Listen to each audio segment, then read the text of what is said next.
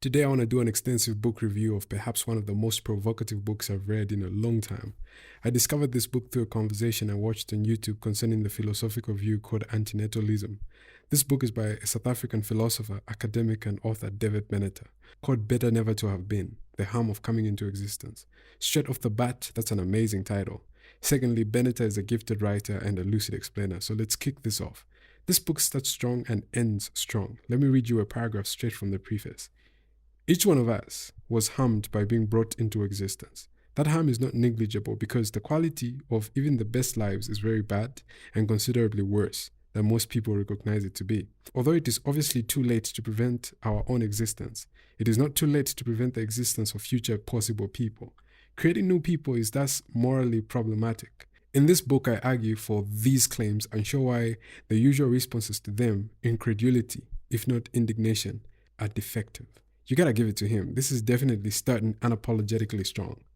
And as is obvious, Benetar knows that his views will be met with strong resistance, disbelief, and even anger. He points out that people often reject unpopular opinions with excessive confidence and insufficient justification, mainly because they are defending widely accepted beliefs. He acknowledges that his arguments are unlikely to significantly impact the practice of having children, recognizing that procreation will likely continue despite his philosophical objections.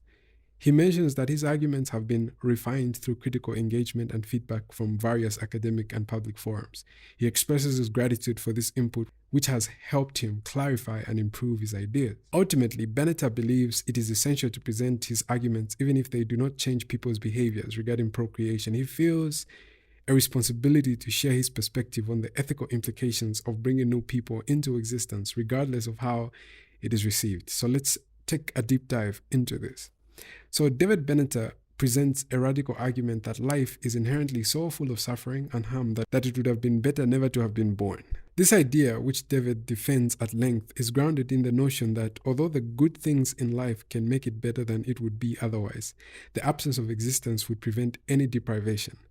Those who never exist cannot be deprived of anything, but those who come into existence inevitably suffer serious harms that could not have occurred had they not been born. Benetar acknowledges that this basic insight, though simple, will be highly contested. He anticipates and refutes objections to his arguments, concluding that existence would result in net harm rather than benefit.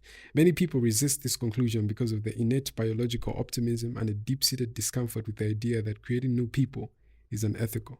Procreation is so ingrained in human life that it is rarely questioned. Most people do not deliberate on whether they should have a child. They simply just do. When people do decide to have children, it is never truly for the benefit of the potential child, as the child does not exist prior to its creation and thus cannot have interests.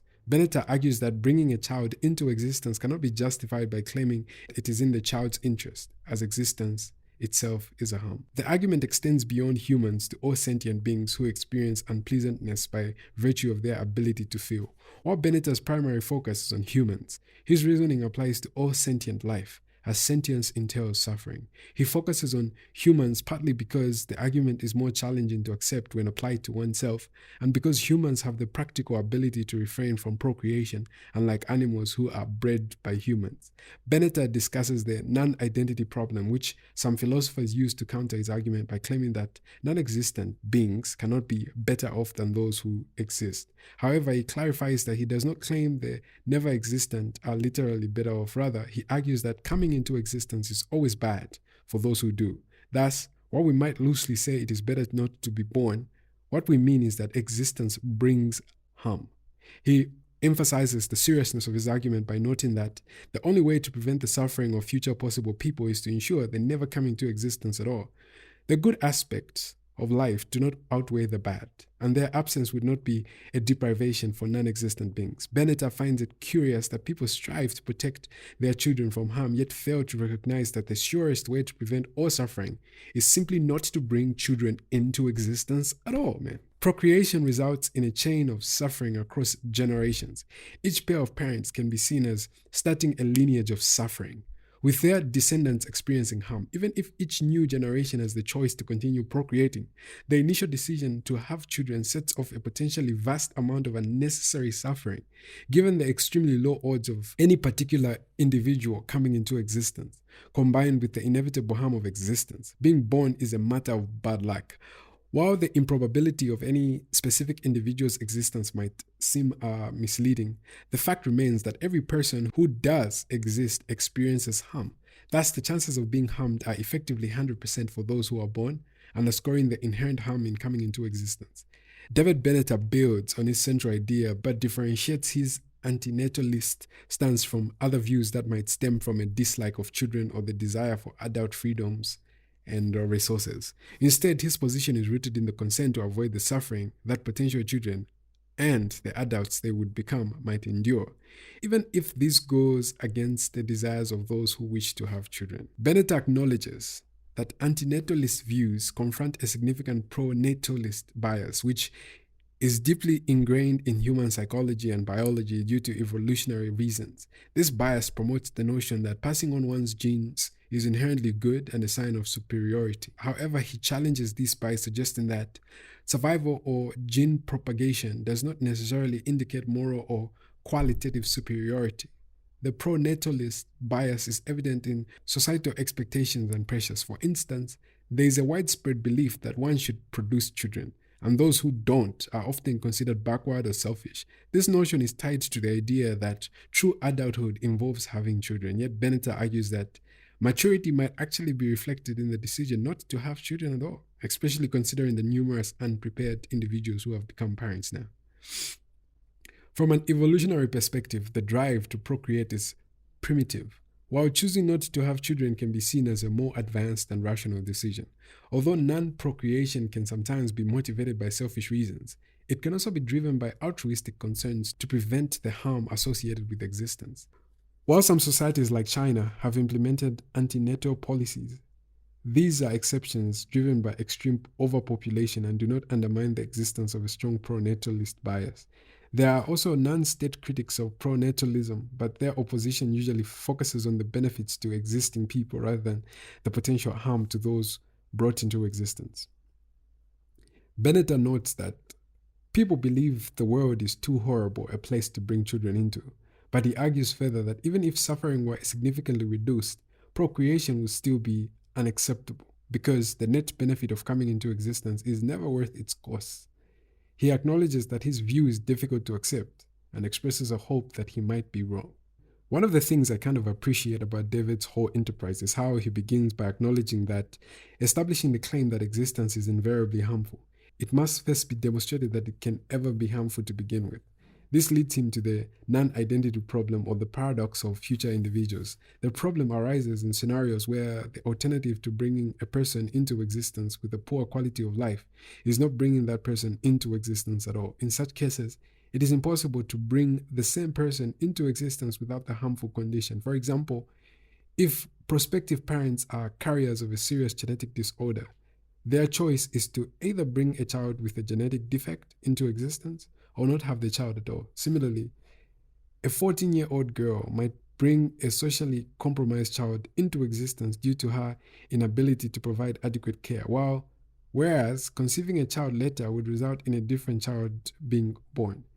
Benetar notes that while claiming that existence is always a harm may counter most people's intuitions, the idea that existence with severe impairments is harmful aligns with popular intuition.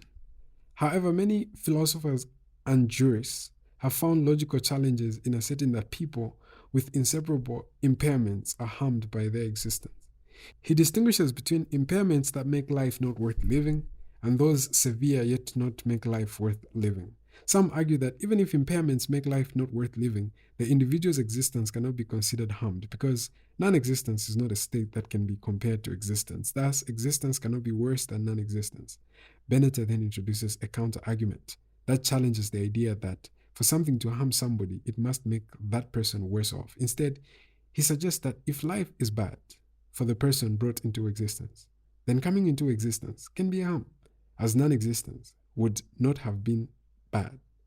He also addresses Joel Finberg's view, which disputes the necessity of being worse off in a particular condition. Finberg argues that when someone says they would have been better off not existing, they mean non-existence would be preferable, not that it is a better state. Similarly, Benetar asserts that Just as life can be so bad that ceasing to exist is preferable, so life can be so bad that never coming into existence is preferable. Benetar then examines the ambiguity between a life worth living in the present life sense, that is, a life worth continuing, and the future life sense, a life worth starting. He argues that a higher threshold is required to end a life than to decide against starting one. Thus, while it may not be worth ending a life without a limb, it might be better not to bring someone into existence who will lack a limb. He further explores the moral distinction between future life and present life cases, arguing that different standards apply.